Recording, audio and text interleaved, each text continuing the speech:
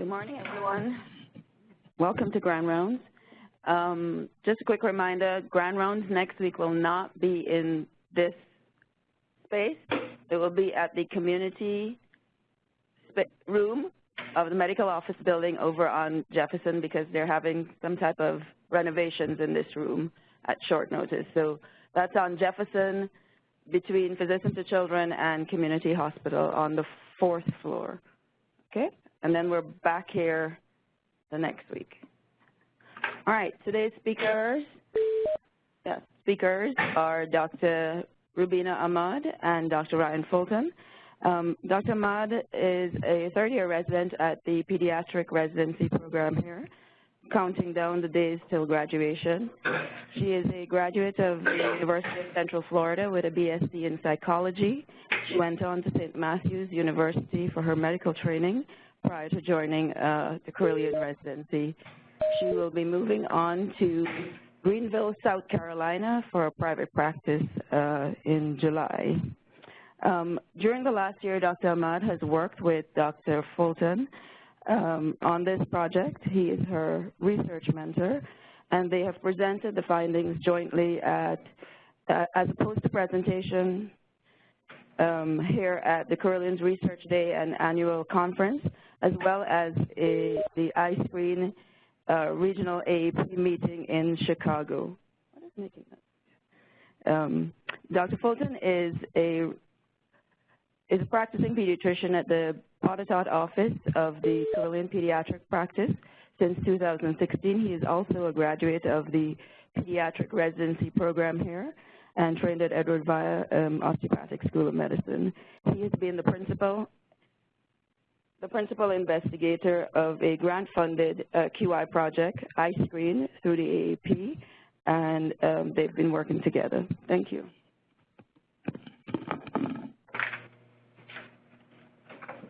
Okay, good morning, everybody. Can you hear me? Good. Okay.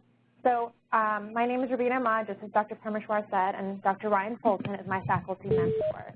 My presentation is Know Your Resources, Asset Mapping, and Community Connection. We do not have any disclosures, no relevant relationships or affiliations of commercial interest to announce. And I hope someone carries this picture on and there are no non-disclosures. Okay, so objectives. First, we're going to explain the importance of screening, developmental concerns, autism, maternal depression, and social determinants of health. Next, we'll discuss Carilion Children's involvement in AAP's Project iScreen. We'll define asset mapping and discover ways to improve screening, connection with families, and referral networks. The importance of screening is our first objective. And those with developmental concerns are at increased risk for preterm birth, existing health conditions, low birth weight, and lead exposure. So those are the ones that you want to screen early on for developmental concerns. Going into developmental and autism screening, the earlier you identify a delay, the earlier you can intervene. Especially during the first 3 years, they are frequenting the office, and this is really a critical period in their life. According to American Academy of Pediatrics, about 40% of pediatricians do not complete screening in their offices. And really, screening only takes a few minutes, but it can improve the quality of their life. In our offices, we screen with developmental screening from 2 months to 5 years, and for autism at 18 months and 24 months, as AAP recommends. So I just have a random question, no right or wrong answer, but what percentage of children are at risk for developmental delay?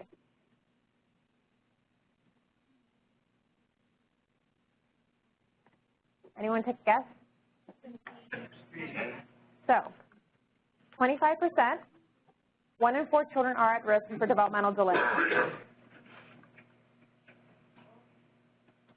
So before I go ahead and talk about maternal depression, I want to talk about postpartum blues or baby blues. Baby blues usually happen within a few days or the first 2 weeks and are just treated with reassurance and support. Maternal depression is something more concerning, and that's why we've begun screening about this. So as you learn in medical school, the mnemonic SIGI caps, basically a decrease or increase in sleep, a decrease in interest, an increase in guilt, decrease in energy, decrease in concentration, changes in their appetite, psychomotor activity, or any suicidal ideation. This is kind of what maternal depression is, but also poor infant bonding, poor attachments, or really lack of interest with any family activities.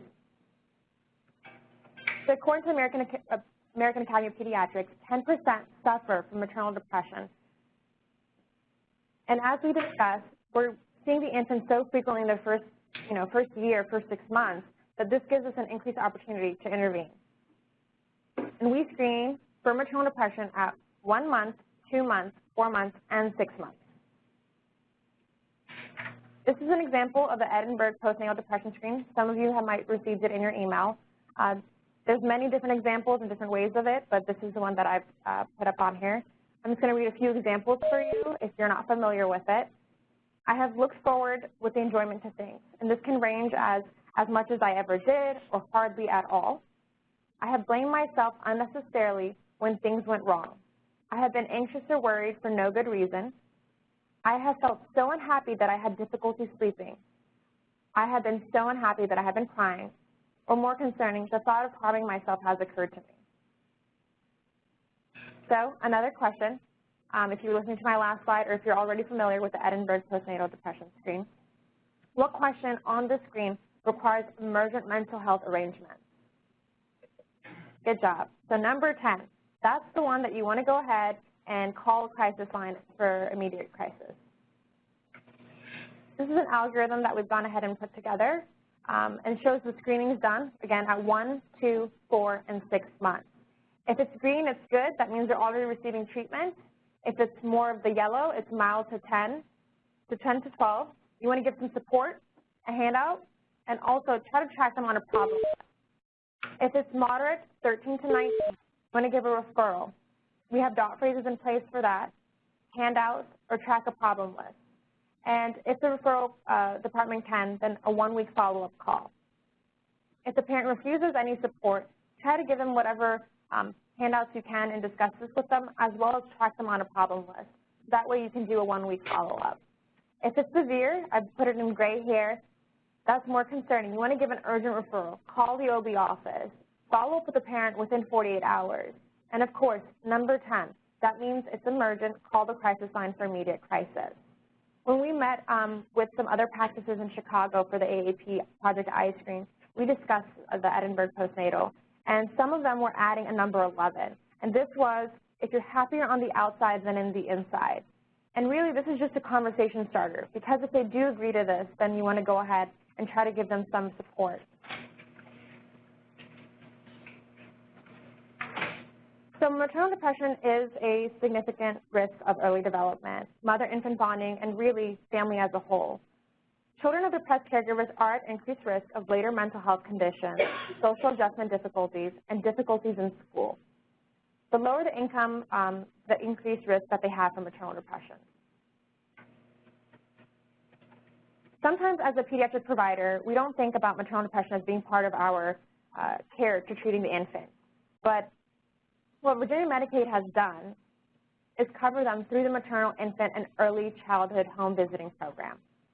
Pregnant women are eligible for additional services during pregnancy and up to the end following their 60th day postpartum. Infants are also eligible for case management up to their 2nd birthday. And really, the mother-infant relationship is an integral part of the child's well-being and development, which is why it's so important to identify a risk early on and treat this maternal depression efficiently. Next is social determinants of health. Toxic stress can really affect the developing brain. Food insecurity, such as unsafe housing, domestic and community violence, really pose a threat to the child. According to the American Academy of Pediatrics, in the United States, nearly 50% of all children live in poverty or near poverty, and nearly 25% have been impacted by at least one adverse experience. So this is why we recommend verbally or written screening during office visits. I've created an algorithm here just to kind of show you how the screens work. A screen is given as soon as they walk in at the front desk. They're roomed by the MA, whether it's a verbal screening or a written screening. and then the physician will come in, and if there's a positive screen, we need to document that in a problem list. The physician discusses the results with the family so that they know what's going on, and then then we refer them to a resource coordinator, also to give them handouts, but also for follow-up. And then the referral department will also follow up with this. So just like we've been saying, adverse childhood experiences can really affect the child later on with depression, heart disease, chronic obstructive pulmonary disease, whatever the case is. So I really like this chart, Hunger in Children in America. This is a No Kids Hungry campaign, and about 49 Americans in 2010 lack access to sufficient nutritious food on a regular basis. 15 million of those are children. That's 1 in 5 children that struggle with hunger. And that's why really the hunger vital signs has been making an impact. The patients who are considered a risk for food insecurities are given information about WIC offices, food pantries, grocery stores, wherever the case is that they can use their food stamps or EBT cards. So my next objective was to talk about AAP's Project iScreen. Just to give you some information, Dr. Ryan Fulton was the lead, but Dr. Henschel, Carly, there was many other people involved in this too. So Project iScreen was implemented in July of 2017. There were 4 offices that were a part of this. That was Jefferson office, Postal office, the office in Franklin County, and also the one in Botetourt. So all the offices really had different encatchment areas, different patient populations and expectations, and really different needs. So the first goal was to standardize screening practices. There's many patients that float in between the offices and really causing inconsistencies in patient care. So they wanted to at least standardize the developmental ones and the autism ones, or ASQs and MCHAT. So they did this across all the offices. And once those were standardized, they implemented new screens, such as maternal depression with the Edinburgh postnatal depression screen. And then once that was stabilized, they then implemented the hunger vital signs for social determinants of health. So prior to implementing any of the new screens, though, it's really imperative you identify community-based resources. And this is to provide the families with positive screening. So knowing about the positive screening is half the battle, but identifying and having resources available is the entire point of the project. So as pediatricians, we really enjoy family-centered care. So screening at each well check, discussing the results with the family so they know why they took the time to fill out this form, but also, most importantly, what the results mean about their child. If it's positive, we have a referral system in place and follow-up of the referrals, basically seeing if there's any barriers for the families, such as transportation, work hours, or babysitting. So in April to June of 2017, baseline data was collected by chart review, and this is prior to the implementation in 2017. For the 9, 18, and 30-month well checks, a chart review is completed monthly, and a historical chart review was completed at the 9 months to see for maternal depression screening previously. This was all uploaded with the American Academy of Pediatrics for data collection and statistics reviewed monthly. This is also the point where the asset mapping program was established to really identify resources in the region.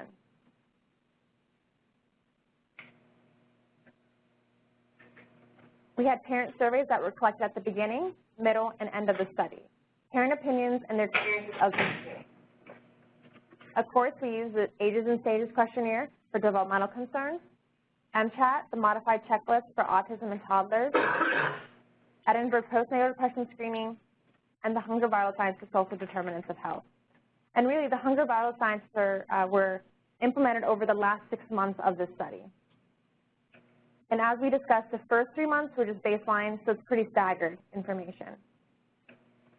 The screening improvements that occurred were decision support, which helped remind us about the screens during each visit. Having laminated lists or writing it down on a whiteboard doesn't really help, but including it into our templates have been pretty efficient. The front desk, giving the documents, the nurses and physicians assisting with the questions, really the whole office is coming together to implement and the continuation of the QI project. There is smart phrases that were developed for screening results and discussions. because discussing the results is really important with the family. So connection with the families. Engaging the parents in the screening process. Try to discuss the summaries of the screens at the first visit so the parents know why they're having all these screens at each visit. It's kind of like what we do for vaccines. Improve patient and parent satisfaction. Communicate empathy by listening to them attentively. Ask them open-ended questions. What questions do you have for me? What do you know about postpartum depression? And letting them know that it's common. Partnering with the families to find agreement and establishing a plan that motivates them. Again, families want to feel supported. Giving them a handout, being robotic isn't enough. That's why you have to establish a plan with them. The big thing that parents have stated about the screening being completed was that they didn't want the resources because they thought that they wouldn't be covered or free. Most of these resources are free or available and the insurances cover them. So the results, chart reviews that were completed at 9, 18, and 30-month well checks were checked monthly, and the developmental screening increased from 95% to 100% in 3 of the 4 practices. Autism screening increased from 72% to 88% in all the offices. And maternal depression screening after implementation increased from 0 to 57%, which is within 5 months. So that's a 10% increase every month. The social determinants of health screening also increased from implementation 0 to 21% within the 2 months. That's, again, 10% every month. So next, I'm going to go ahead and give it over to Dr. Ryan Fulton, and he will go ahead and present the results.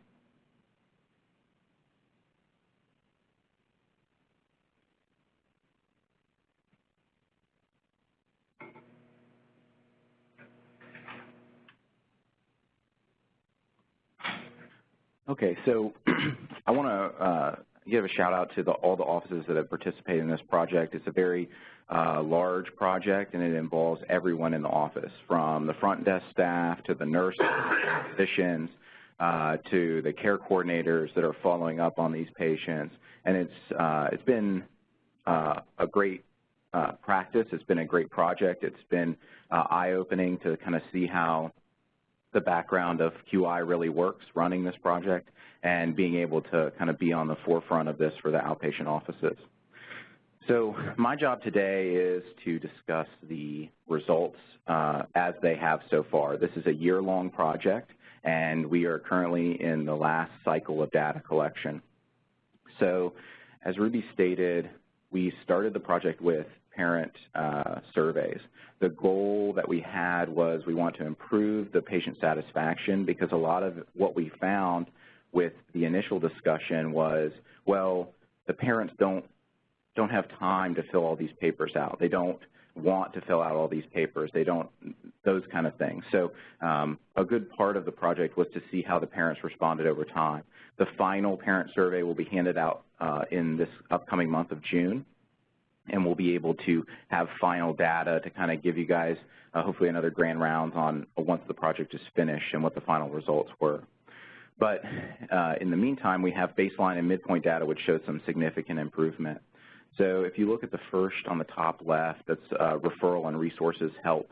For those of you that can't see it in the back, the green obviously is good. That was very helpful. And then it goes all the way to the light red, which was not at all helpful or not offered any. So from baseline to midpoint, this is all offices. We shrunk the not offered at all. So we've given more screening, which is great. And all of the in-between data, a little helpful, somewhat helpful, has shrunk, and very helpful has gained some significant ground. So that was overall improvement just to the midpoint of the project. The top right, you have better understanding of the child's development after the visit.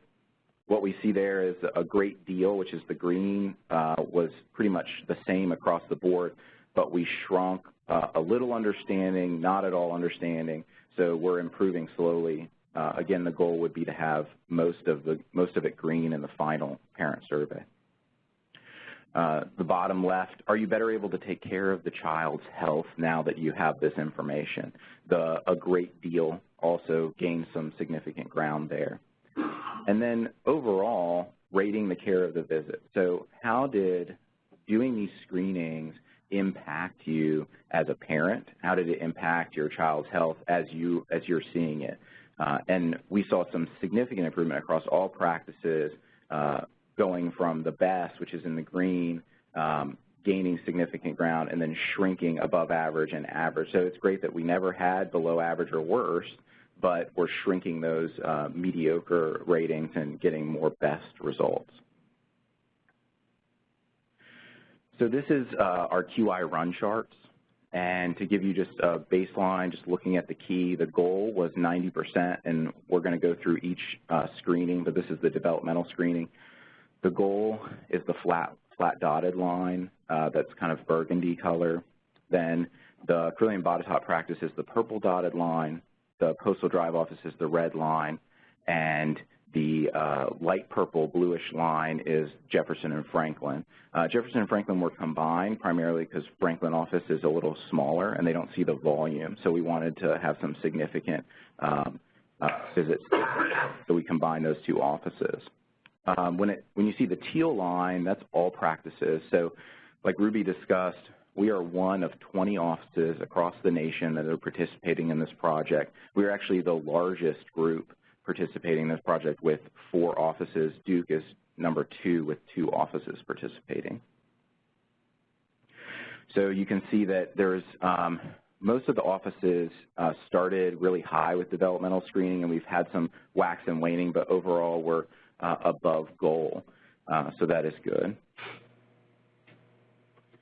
When you look at the discussion, because again, the discussion is an important part. You don't want to, if any of you have seen an ASQ or looked at the ASQs that we have in the back, they're 4 to 5 pages of information that the parent is filling out, and it takes a good bit of time, especially if you have a toddler or a child or even 2 or 3 kids in the room and they're running around. It takes some dedication to fill out this information, and we appreciate our parents for doing that. And we want to show them we appreciate it by discussing it with them, to making them see that it's important that they did this and thank them for doing it, and really document in the chart that we discussed it with the parent. So overall, we have some significant improvement. The little dip there was a little data read error, but overall we've seen improvement throughout the project on the discussion as well. The autism screening, again, most of the practices had implemented this already. Overall improvement in the majority of practices throughout the course of the project. Discussion of autism screening has been a little all over the place. What we discovered was, and as Ruby mentioned this, is implementation of a dot phrase. So we reviewed it and we discussed it with the family, and then making sure that we put a little hard stop there, so whoever the physician is that's going through their template, they know to stop and discuss those screenings with them. Again, it's very simple to have a parent fill out a single page of 25 questions, but it's more important that you actually discuss it with them.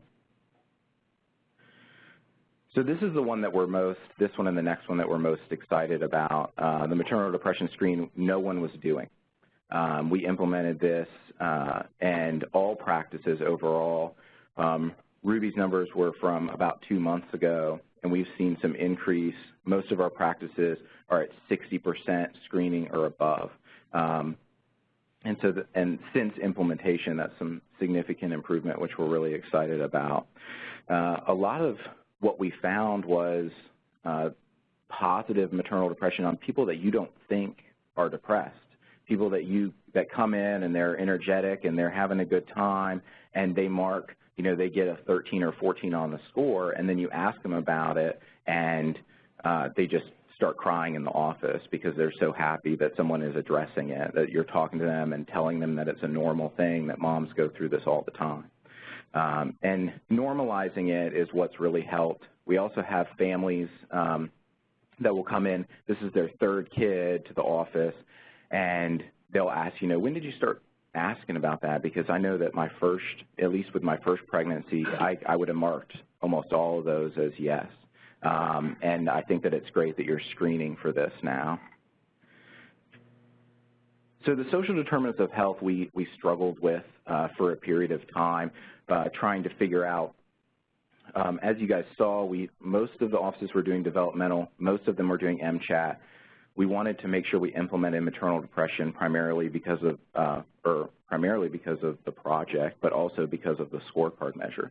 And so we wanted to implement that first, and so that was implemented early on. And then the next step, once stabilization of maternal depression was established, we wanted to determine what social determinants of health screening we wanted to do. We wanted to make sure it was standardized and that it would matter for our patients.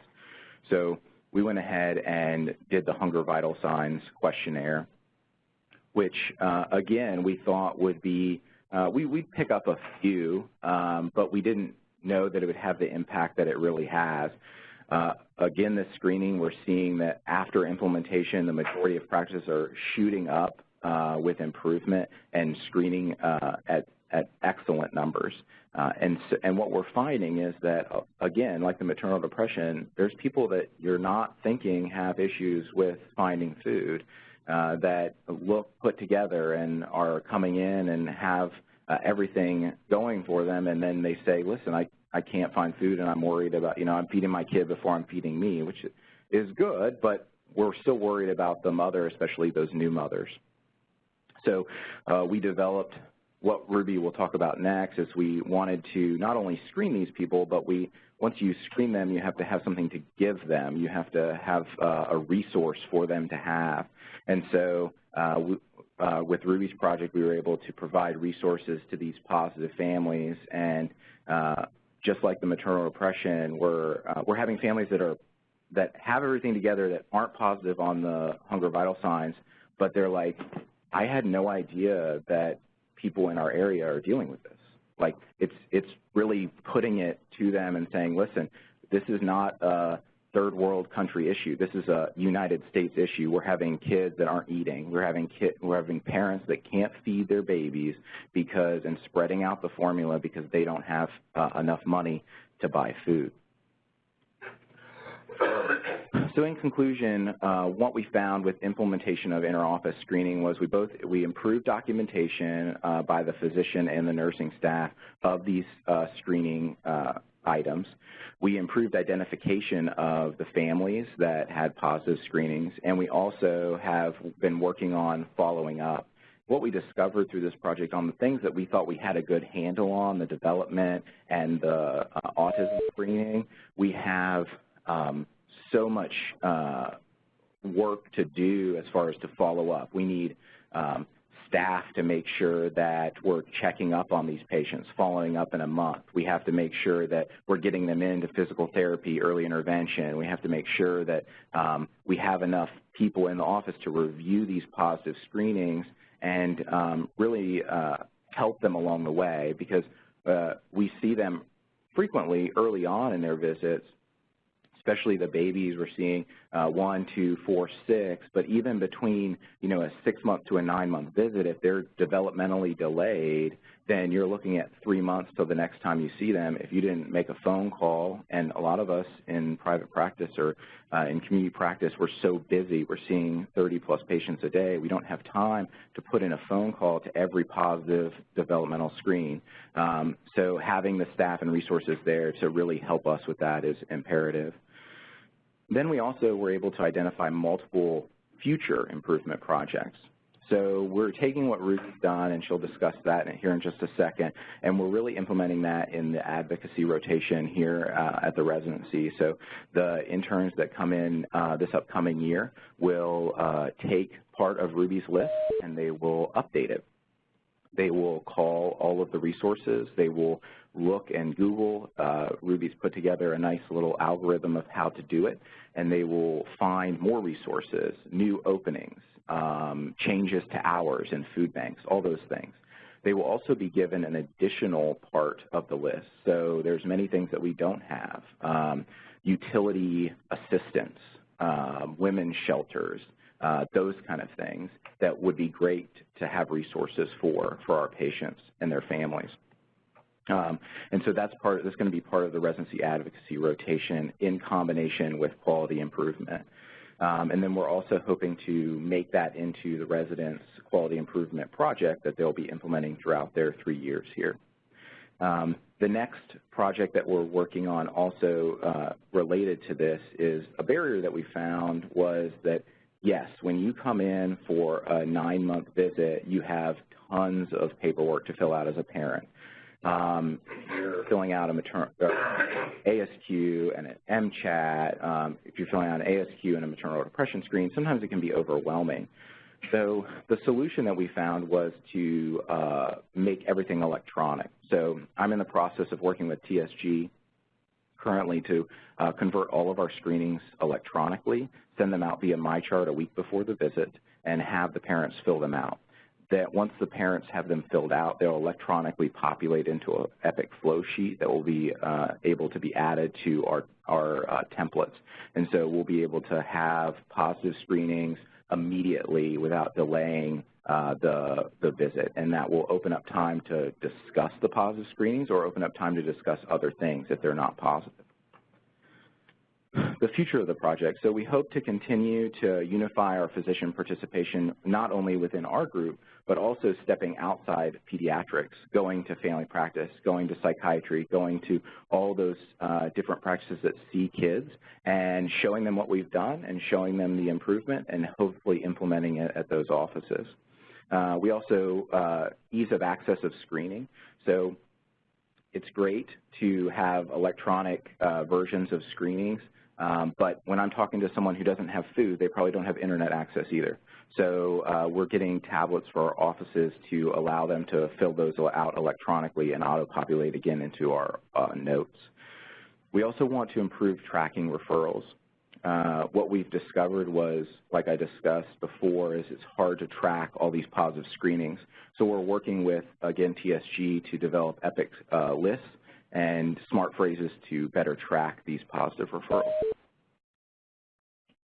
Okay, I'm going to turn it back over to Ruby for her project on asset mapping.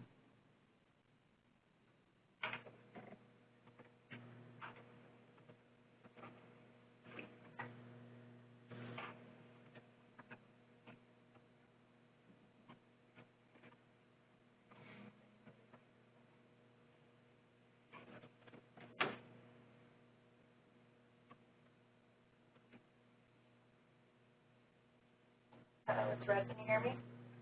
It's red. Alex, what do we do? Orange red.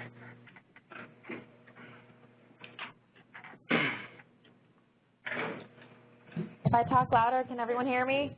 Great. Okay. I think this is the loudest I've probably talked.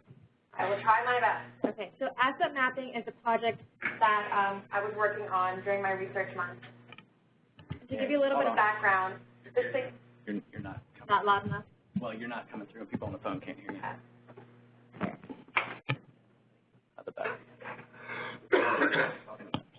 Okay.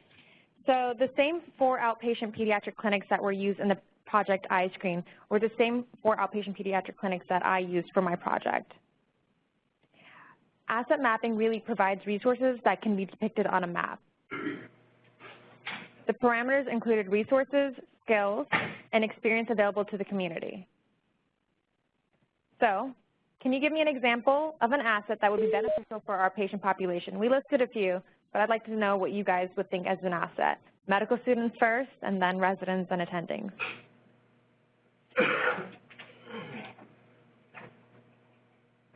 Women's shelters. Okay, women's shelters. Food banks. Food banks. Literacy services. Literacy services, very good. Sorry? Financial aid, yep, all the things that we need. So those are really good. So that's exactly what we did. Sat together, try to establish a list. What does our community need? And we came up with quite a few.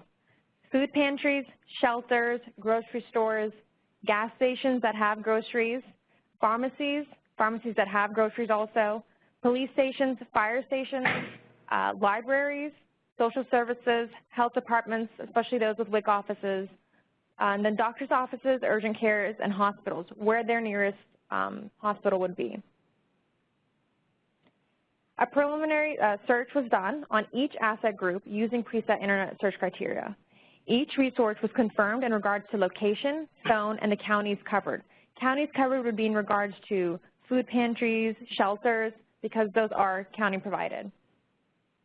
And then some of these I had barriers with, and just like Dr. Fulton was discussing, I made a daily journal, and really so that way the future of this project can be done with the interns following. That way they can follow along and know what I did and what barriers I had. And so some of them, the businesses were closed, the information was incorrect, or no one would answer, so I have to conduct in-site visits.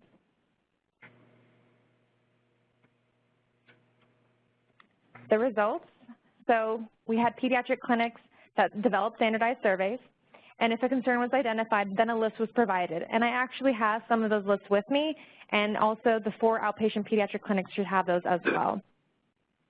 And this was all provided through the asset mapping program. So if someone had some food insecurities, we would give them a list of the food pantries in their county or zip code, and then we would also provide them with any places that they could get food stamps or EBT cards at, so gas stations, dollar stores, anything that they could find. And then as far as the shelters, the open hours and the locations that they had. A lot of these shelters are actually day shelters. And then domestic violence shelters, the locations are not disclosed. So that's important to keep in mind. So here is a map that details the patient origin by zip code. The data really represents August 2016 through July 2017. Each dot represents 10 patients per zip code. I don't know if you can see the colors, but yellow is for Botetourt, the teal is for Franklin, coral is for Postal, and the purple is for Jefferson. And really, our 4 pediatric clinics have a broad range of 20 surrounding counties in Southwest Virginia. And I want to go ahead and just show you that if you look at the Jefferson, Postal, and Botetourt clinics, they go as far as east as Lynchburg, or even Jefferson as far as Farmville. If you look as south, you have Franklin, Postal, and Jefferson going as close to the North Carolina border here. As far as east as Pulaski, I hope I'm pronouncing it correctly, as Botetourt goes. And then we have as north, Jefferson, Botetourt, Postal going from Bath County and even West Virginia. Okay, so this is what asset mapping looks like, the resources on a map. So if you look here, these are the Roanoke food pantries in our area. Roanoke City has actually quite a few of them. However, if you look around the counties, not very many. This is the issue that we're having, is that sometimes if you're in the city, you can't go to the county, and if you're in the county, you cannot come to the city for food pantries.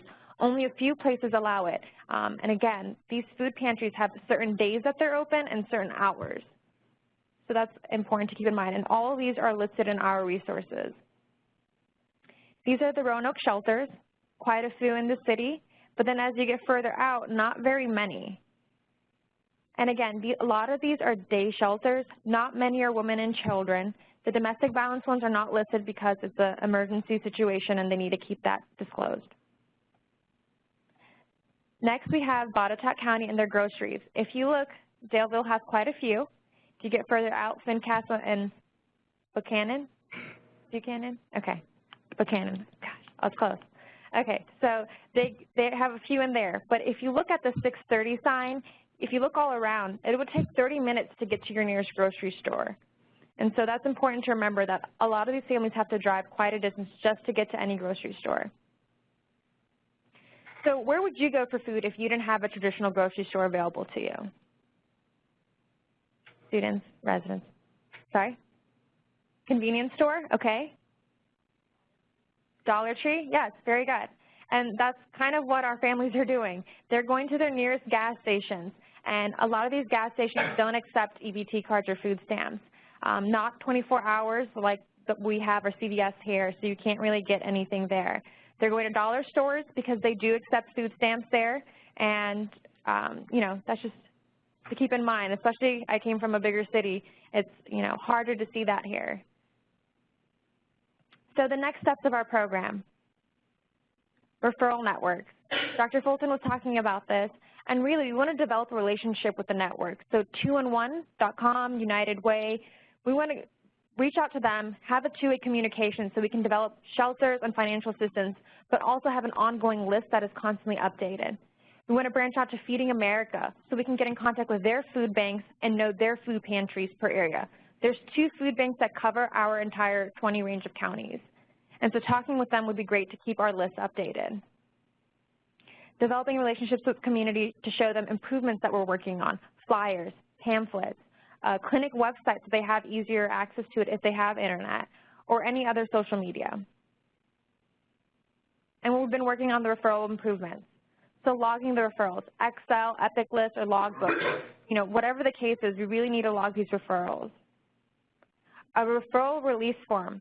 If we have a referral release form, we can have a two-way communication with early intervention, so we know what's happening there and we get feedback sooner, so we can call just about the patient or they can call us if they have any concerns. Have referral handouts in the room. We can't always just send a message to Carly and say, can you follow up with this? We need to be able to do that also. And then follow up with the families within 72 hours. And really, this is to see if they need any additional support. Like I said, if they have transportation issues, babysitting, work hours, and they can't get to these resources, then we need to be able to help them. Also being able to fax or call the OB, have that two-way communication so that way we can make sure the mother receives appropriate care for her postpartum depression. So the conclusion of the asset mapping program is patient satisfaction. Parents are happier that they're receiving resources and they're identifying concerns that they have. Personal satisfaction. As a provider, we are more satisfied being able to give the patients and their parents resources that we found. And just like Dr. Fulton was discussing, the future of our project. We would like to create more assets. Financial assistance, like you guys mentioned, mental health, substance abuse, women's health, free clinics, clothing clinics to give to our patients. And really, the project wants to engage the future of pediatric residents. In the community advocacy program, in their intern year, they'll have a whole month that's dedicated to community advocacy. They could work on one of the lists, just food banks or grocery stores, and just work on it that way. But also, if we could connect with the OB residents in their program and try to get more information about women's health in the area and have that go as an ongoing list, or working with psychiatry, with mental health and substance abuse, and have that as an ongoing list for all the clinics, giving our resources to the other family practice resident program and having them help us out as well. That's kind of what we want to do to promote empowerment in our community. Okay, does anyone have any questions?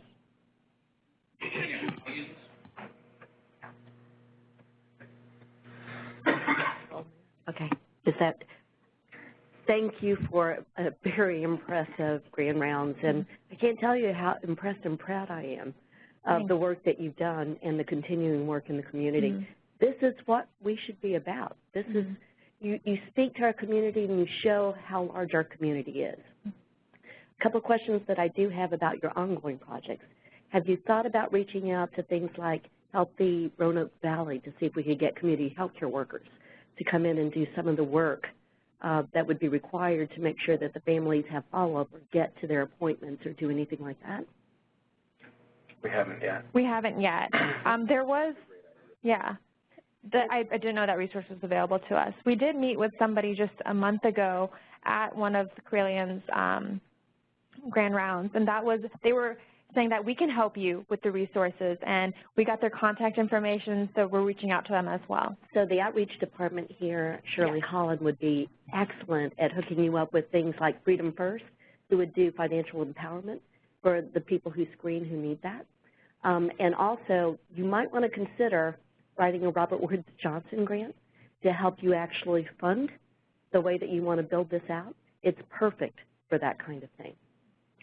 So, and the Robert Woods Johnson is a great idea. We also hope to use catch grants, both attending catch grants and resident catch grants, to improve the quality improvement within the residency, as well as improve the quality improvement outside the residency and help fund it. We spoke to the Carilion representative at the last Grand Rounds, and I have her card, and I have a meeting hopefully set up with her in the next couple months to kind of share what we have and what they have, and kind of get on the same page. And as far as from my standpoint, you know, when I wanted to do quality when I came out of residency and I started with this project, it's kind of blown up, and it's gotten a little out of control as far as time and dedication to this project. And so we're taking baby steps, but, you know, we have great ideas, anywhere from Dr. Begtani coming in and as our quality initiative lead, and her and I working together to put all these resources online so they're accessible across the board, getting those catch grants for the residents and us as attendings to fund these projects is definitely in our future. So I really don't have much of a question. I have several comments. First off, in the world of DME, I can't say how proud I am of you both for what you're doing, because this is exactly what we're supposed to be training our residents to do DME that impacts our patients. And Ryan, I'm very impressed with what's happening. And your postal drive, I'm struck by you're changing culture, and you're the young guy on the block. And again, how proud we should be of the work we're doing. But Jefferson Clinic, I was struck by the discrepancy between those two. So your graph put a lot of pressure on your colleagues, and that's good.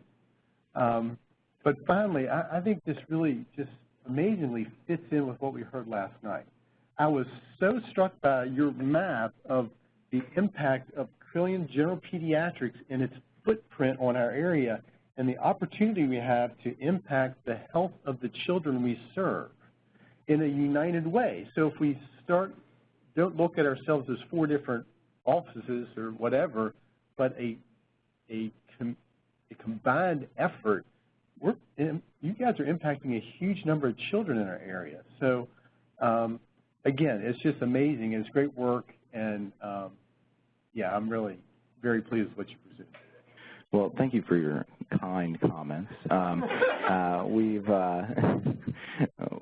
Like I said, we've kind of we've done what we wanted to do, and it's just kind of blown up, and we're really excited for what's in the future as well as what we've accomplished.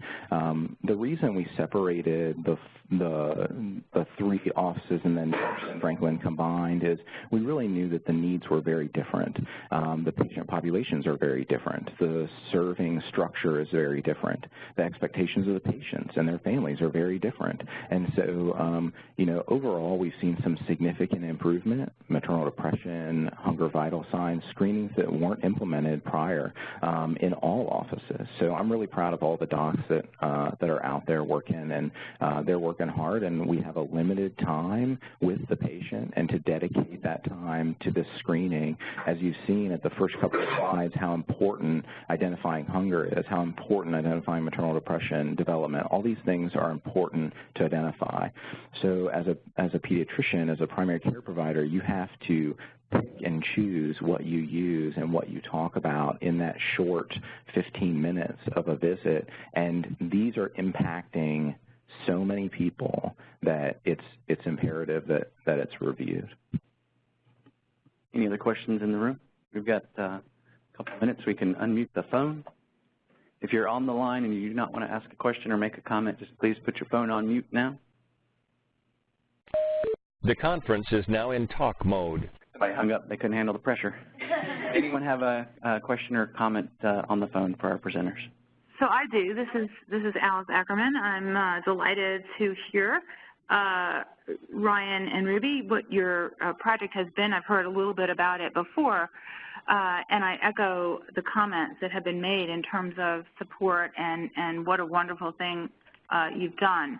A couple of things I wanted to mention. One is the ability for a pediatrician or any physician actually make a positive change in their patient's life is something that has been associated with alleviation of some of the problem of burnout that physicians face, where you face the problem of not being able to make a positive impact. And I think that this work that you've done, especially incorporating it as you will be doing into the electronic medical record, can actually help everybody take a step forward in terms of alleviating some of the causes of burnout. The other thing I wanted to do was just make a comment about the CHIP, the Child Health Investment Partnership of the Roanoke Valley. Many of you know I have served on this board for 7 years. I'm about to rotate off. I'm currently the president of the board and will be ending my term at the end of June. But CHIP has started a process that they're calling community conversations, and it's probably going to be something that happens once a quarter, where we've been bringing together many of the different agencies in the community that serve women and children. And so much of the talk we've done so far has been about access to food, some of the issues that Feeding America has been having in getting access to places where you would think they would be most welcome, such as at housing projects, where there's a conglomeration of people who might really need that support, and they have not been accepted. But this might be, forming an alliance with CHIP and making sure that whoever the intern is that's on the advocacy rotation at the time could be invited to these community conversations would really go a long way, I think, to keeping our program involved in what's happening in the community. Ruby, as you've probably noticed, the location of some of these access points, especially for food, changes sometimes on a monthly basis. So you've really got to keep in touch with what's going on. And I think having the association with our with the Carilion outreach community relations person is also going to be a very important aspect of ongoing care. So thanks for this. This was a great presentation, and congratulations. Thank you. Alex, it's Amy Kreider. Can you hear me? I can. Go ahead. Hey. I wanted to second the congratulations. I am delighted that this has happened. I've got so much work that I have written down that I think you should do related to this, Ryan. But I think the idea of looking big at a Robert Wood Johnson as opposed to looking just small at a catch grant, maybe the catch grants can keep you going, is a great idea. And Ryan, I was in the research study that originally started these social determinants of health. I can get you in touch with the guy who did all this initial work. This is a great project to collaborate across institutions. It is a great project to collaborate with the Ramies. And I think putting this kind of program, not just in family medicine offices who also see kids, but into the school system, it would be so powerful. And I wonder if that has ever been looked at.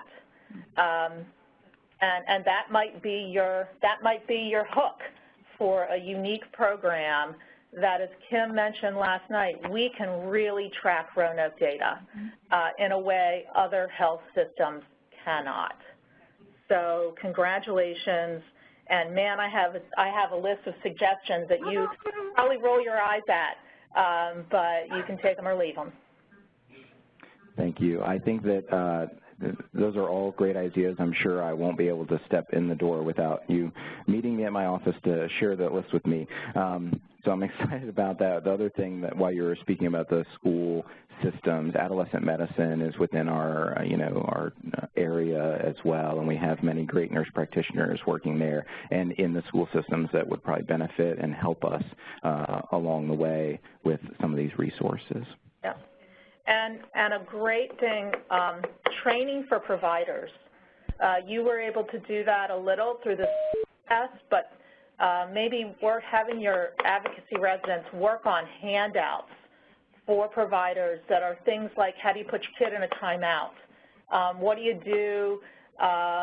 What do you do if you're frustrated with your kid's behavior? Because that can make a huge difference for families. Any other questions or comments on the line? We got a comment from Miller. You'll be our closing comment, sir. No pressure.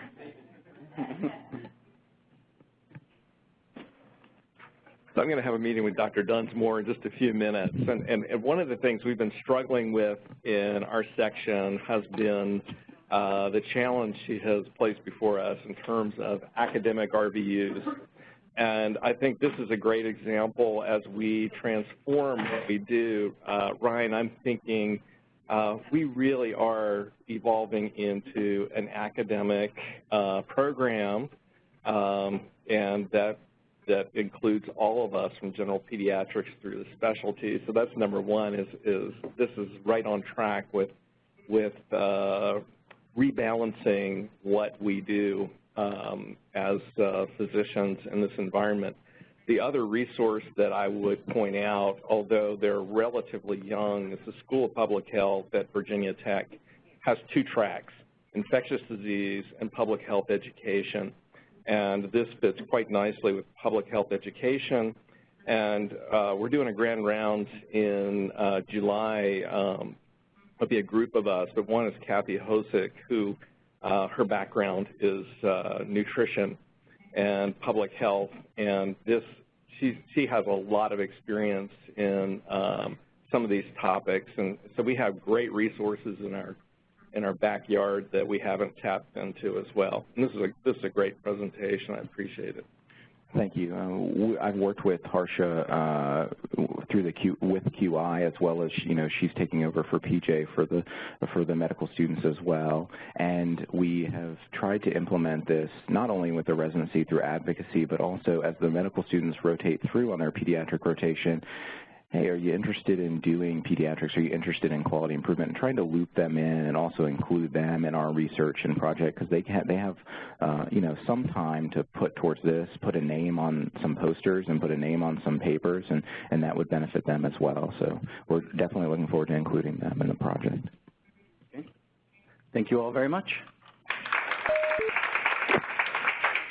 If you're still on the line and you want to email